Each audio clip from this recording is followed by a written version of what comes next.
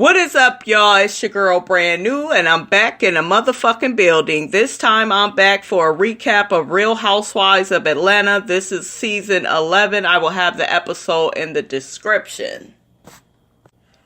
First off, I want to wish you all a happy holidays. I don't know if I've said that to you all, but I hope you are taking this time to rest, to relax, to work, whatever you're doing. Stay focused, stay motivated, stay humble, and try to stay positive. Life is hard. It constantly, pulls all of us in all of these different directions. So I just want you guys to meditate, pray, whatever you do to make yourself feel better when you're going through a lot. We're coming up on a new year. I can't believe we are about to be in 2019. So I want to wish you all a happy new year. Cause I won't be hearing from you guys until Married to Medicine. What is that, on Friday? No, that's not even on Friday. Can you believe those motherfuckers put that on Sunday? Andy, if you don't stop moving fucking Married to Medicine around like it ain't shit, like it's a side chick on Bravo, I'm just saying, you need to quit with that bullshit, Andy. I want to see it Friday. I can't wait, honey. It's gonna be good. But yeah, I just want you guys to, going into 2019, to get away from the negative people, the drama, the stress, the depression.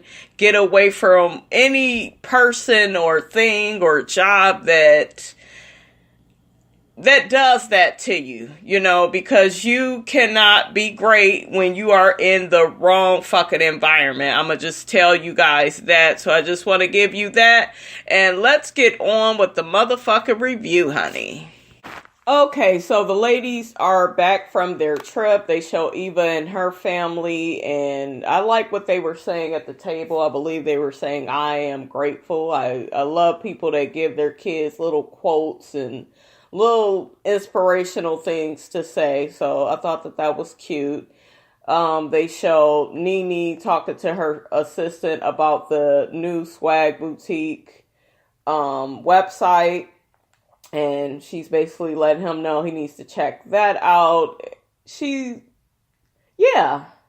girls went. Remember, they went to Miami. Yeah, they went to the swag boutique store. I was about to say, did they ever show it? Or yeah, they did show it. It's in a hotel, I believe. Okay, so next we got Portia and Dennis. I am starting to really like Dennis for Portia. I feel like he's pretty calm. This shit about these girls, it does not sound good.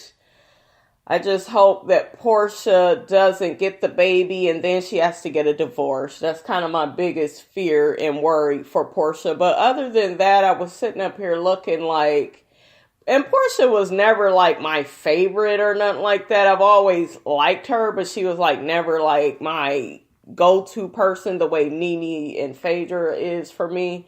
But, she's probably my next. No, I think I like her and Cynthia the same. Yeah. Portia's more fun and silly and stuff. And she's a fellow Cancerian like myself, honey. I'm a Cancer too, honey. So I'll have a lot of love and respect for Portia. And I like that she's pregnant. And I got a little emotional because when we watch these shows, we really watch people grow. And they showed clips of her with that Cordell, and my heart just broke all over again for Portia, because I remember when she was with his narcissistic ass. And, Dennis walking with her, I think she ends up going to the hospital or something. She has the gas so bad, and she had mentioned... She is so funny. She had mentioned that she normally lets all her gas out while he's cooking breakfast. I know that's right, girl. Can't hold them farts in. Portia is really fun and she's funny. She's relatable. She's pretty. She's young. She brings that to the show. So I was just happy for her because I remember how far away she was from having a baby, having the man. And, so you get kind of happy for people like now that they're not so materialistic, and I'm kind of seeing Dennis and her at face value instead of all the materialism that he was buying into for her, I'm liking what I see. I'm liking what I see. I should say that. Okay, so next we have Cynthia and Noelle and her sister and her mother and her some friends and family. They're basically there to give a going away party to Noelle. They got all kind of snacks and drinks out. Everybody's talking about how hard this new transition is going to be for Cynthia and Noelle. I was very shocked by Noelle's I don't know, by her demeanor this episode with going away being on her own. I thought she would be a little bit more into it and more independent about it. Like, yeah, mom, of course. Because sometimes the way she be talking to Cynthia, like, girl, bye, I'm good. I just really got that from Noelle. But their relationship is a bit codependent, I feel. It's cute. But it's like, it's a bit codependent. But I get it. I get it. I'm not going to go in too much on them because that's a mother and her daughter. And honey, when I got to thinking about my daughter, shit, y'all going to be calling us codependent too, honey. So I get it. When you're used to being around your child all the time, your child is used to you. It's just y'all against the world. Like, that is one hell of a motherfucking bond. And that's a bond that you don't really make with a man. A man can come and go, or anybody else could come and go, but it's like you really fight, for your child. And I know for myself, I don't care for a lot of people. I'm not gonna lie to y'all. It's a lot of people I don't care for, but my daughter, I love her. That is family. Like, that's just family. Always, so I got the whole thing of Cynthia being emotional and Noelle. Cynthia goes to Noelle's door to, get her out of the room so she can come enjoy this little party she did threw for her. And Noelle is bawling on the floor, honey. She crying, saying she can't go, she can't do it. And I was just like shocked because I'm just looking like, I guess she was going to be leaving in the next 2 days. And I guess it really hit her. So, like I said, I'm not going to be going in on that because, girl, I can only imagine, honey, if it was my baby. So, but yeah, I don't know. It's so funny when Leon entered the picture, honey. Cynthia called him and Leon wasn't trying to hear that shit. He was just like, well, shit, she gotta go. I mean, she's going to college for new experiences, and what she can't do is just be dependent on you all the time. She got to do her own thing. Leon wasn't trying to hear that shit. I was like, yes, Leon is a fine ass baby daddy. Just to hear him speak with so much intellect and just, it's nothing like a man that can talk. And then there's nothing like a man that needs to shut the fuck up, and Leon is definitely the first one, honey. He just speaks with such intellect. Cynthia, you did good, but you fucked up when you fucked it up with Leon.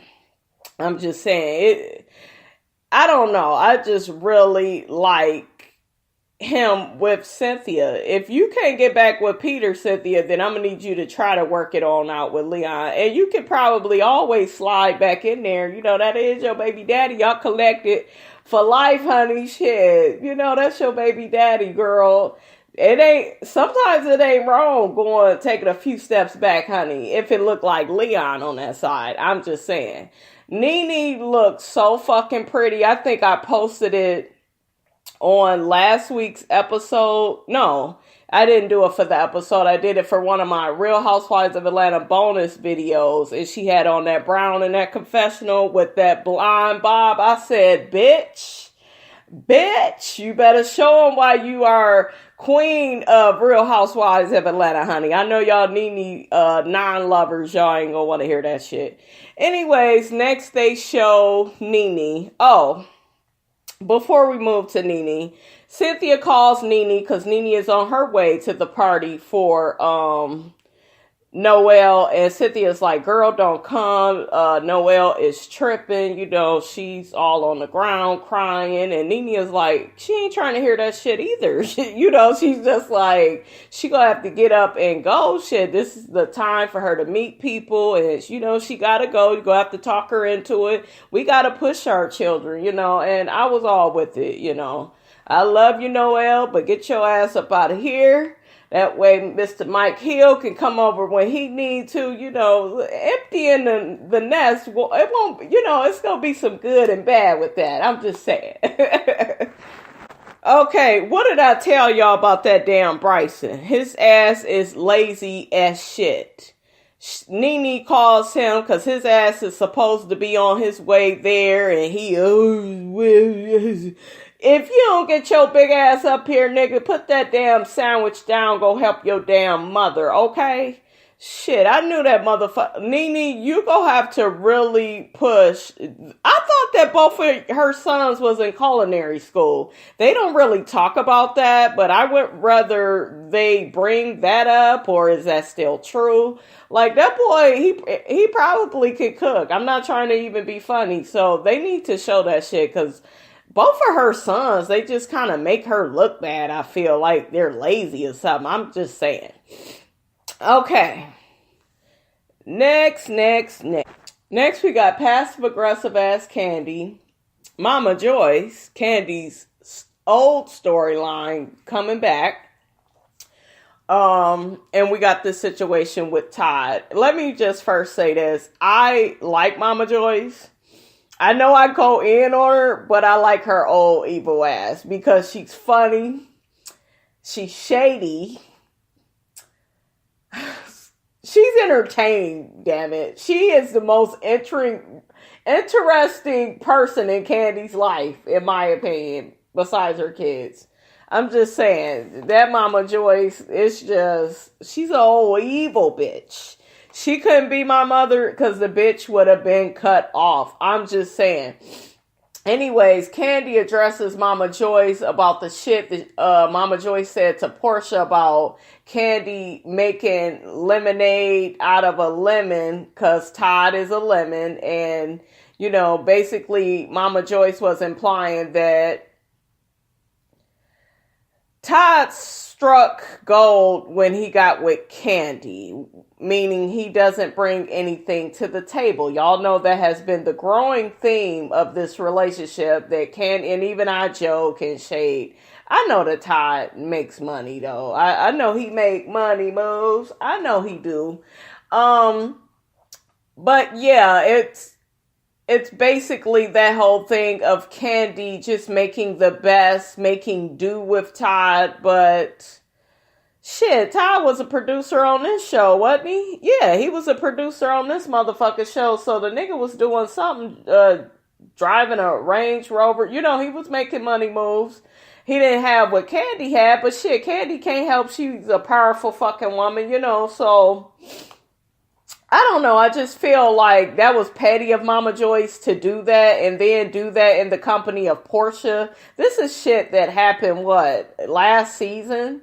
So it's just like, but anyways, long story short, Todd didn't like that shit. He felt like everything was cool with them until she said all that evil shit.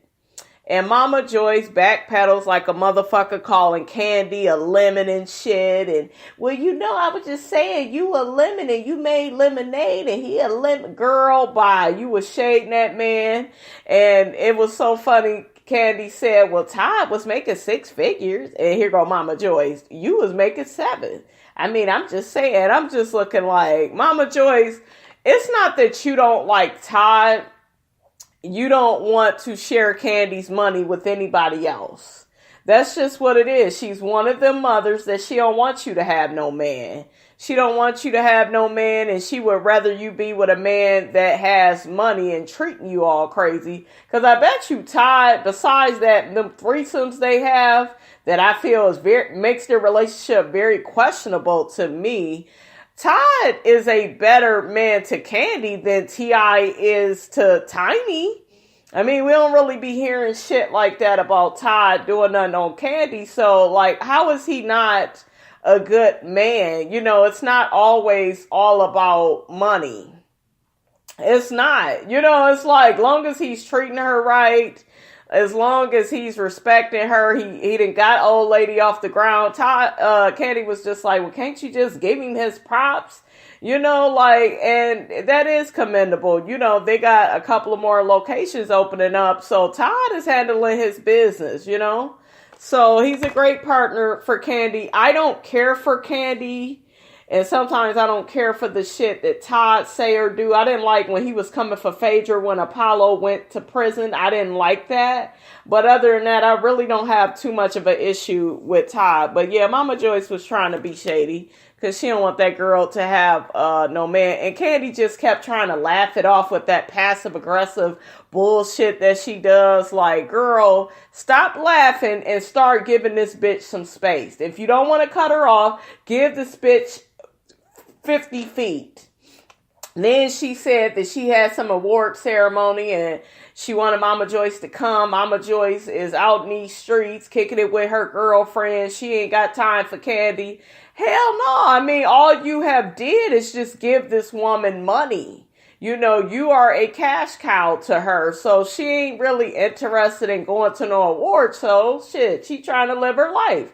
Like, you know, like you said, and I mean, do she really have to be at these award shows? And I don't know, Candy got emotional about it. I guess it's a big deal, but I mean, you need to stop trying to buy your mother. It's too much money in their relationship. Like, her giving Mama Joyce money is just what I'm figuring. It's too much of that in a relationship and not real raw mother-daughter.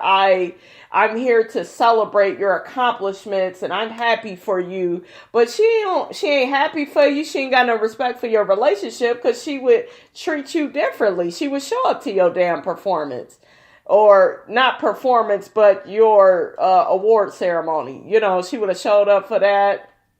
And she wouldn't say the shit that she says about Todd. You let that woman disrespect your man over and over again. You always say you ain't gonna cut her off. So, I mean, what do you want me to do? Next, we got this scene with Shamari. And I really could relate to the scene. And I really like the part where Shamari's mother was like, well, who is that girl that called me a bitch? I'm Miss Bitch. I said, ooh, I like her, honey. Shamari mother, honey, she feisty. She don't take no shit, okay?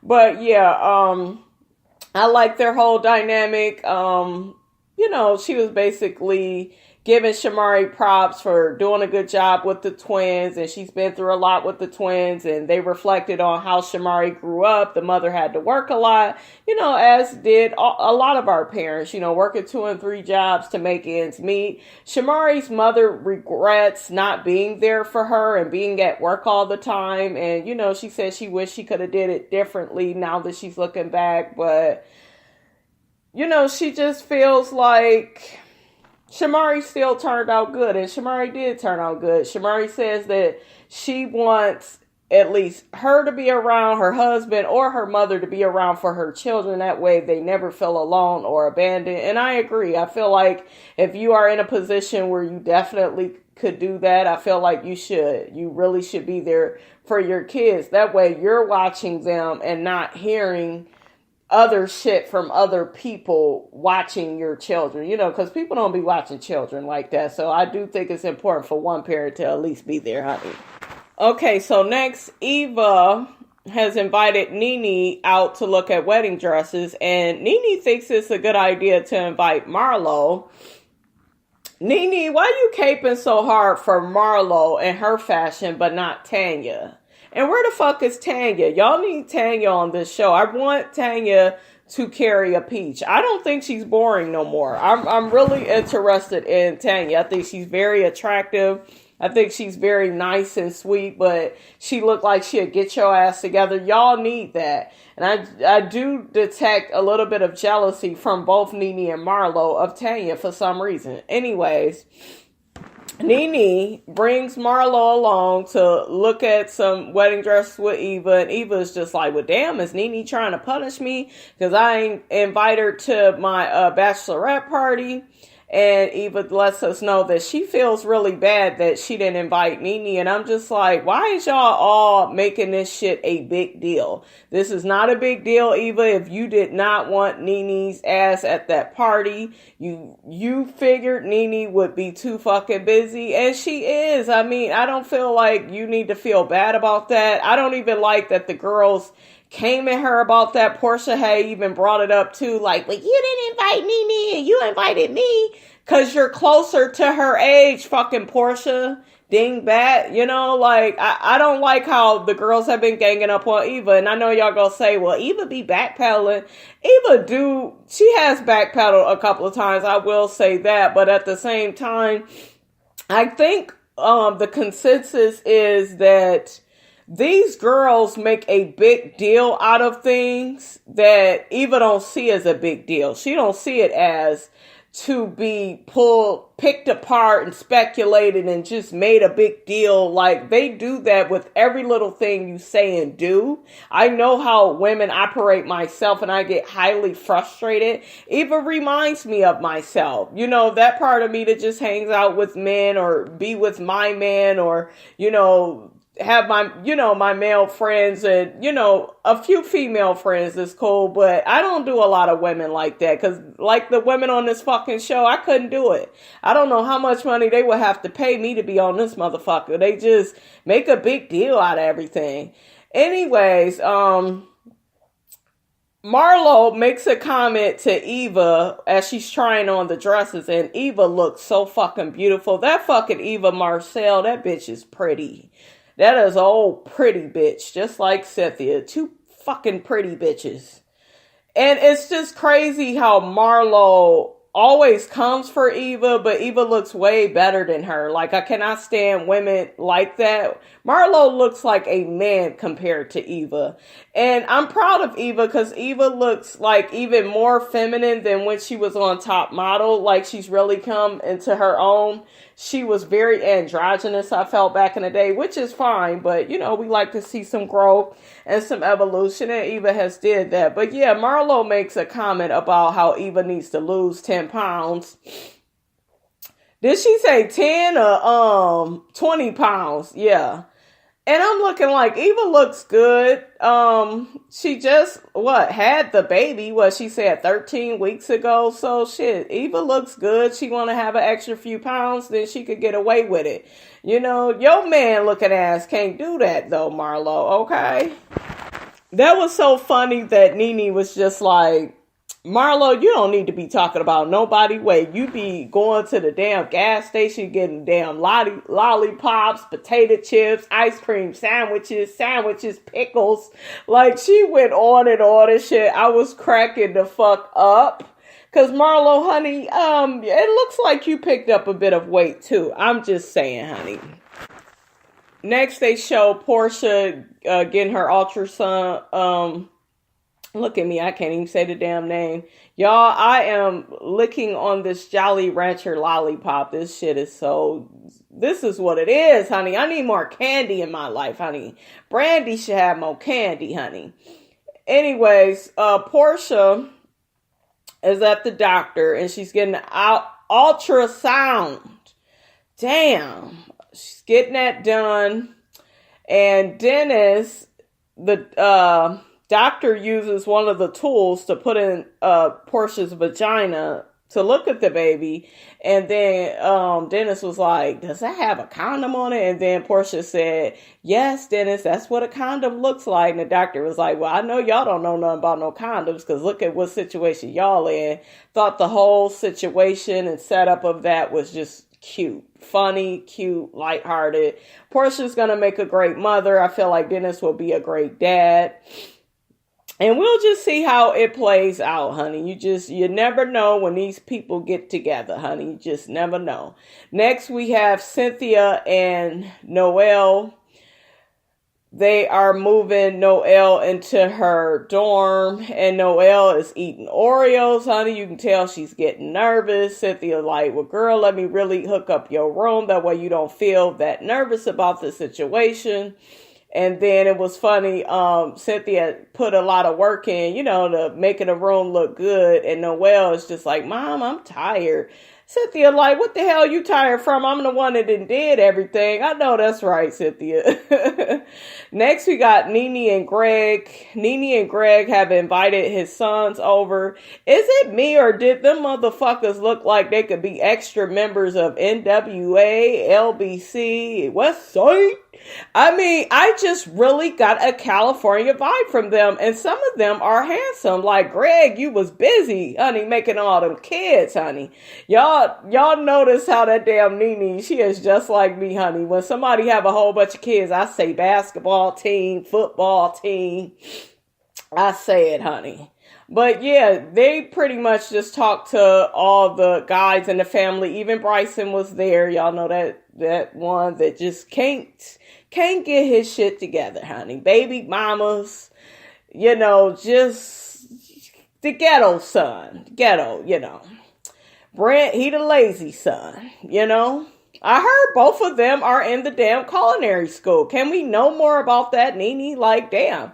Anyways, Greg and NeNe are talking to the guys about getting their colons examined, like having some tests done, and maybe some type of gene in the family, and they really want to, have all the men tested. These men are like over 40 and shit. I said, goddamn, Greg, you was just busy. It's so many niggas up in that house. Next, we got this scene with Candy and Todd. They're looking at the old lady game, the new one, and pretty much looking at what still needs to be repaired. It looks pretty good. It looks like a really big space. So they invite Mama Joyce there so she could apologize to Todd for the lemon comment. That bitch backpedaled all the way through, called Candy a lemon, and said that they was 2 lemons. Candy is like, girl, you need to just leave the lemons alone. Todd bought into the shit. He get to telling her how Candy miss having her around. They just played right into her narcissistic ass ways. And I know some of y'all gonna be like, damn, bitch, you calling everybody a narcissist, but you can call these motherfuckers how I see them. Candy's mother is very, even though I like Mama Joyce sometimes and she can be entertaining and shit, I feel like she's just worried about herself. She's not thinking about what would make her daughter happy, and Candy plays into it, She laughs her off. She don't never give her no boundaries. You got Todd playing into it, talking about, oh, well, Candy wants you to come around more and we could do more family things. Candy in her confessional, yeah, I want us to travel. Sorry though, bitch. I'm not trying to travel with some bitch that can't accept my husband, that still shade my husband, all in the name of she's my mother. Like, I don't give a fuck who you are. Fuck that shit, The last scene is the last scene. We got Cynthia, Noelle, and Leon. I could look at that motherfucking Leon all day, honey. Cynthia, that's your man right there. I don't know why you fucking around with all these other people, but I'm just saying. Anyways, Noelle is still nervous and shaky at the restaurant about leaving her mom and her dad. Thank God for her, Cynthia, co-parenting with somebody like Leon that has a level head and can make logical and rational decisions involving, this young lady that they are raising. So Leon just let Noelle know, like, shit, you gonna go out in the world, you go make mistakes, you go have to figure shit out, you growing up. I understand you don't want to, but it is what it is. And you need to do what you gotta do. Where Cynthia has had more of a codependent, I bet you they slept in the same bed a lot. I'm just saying, they had more of that type of relationship where Leon was just like, hey, you have to go out in the world and do your own thing. Now is your time. He's more matter of fact with it. So she's in good hands. Cynthia is very, I don't know the word.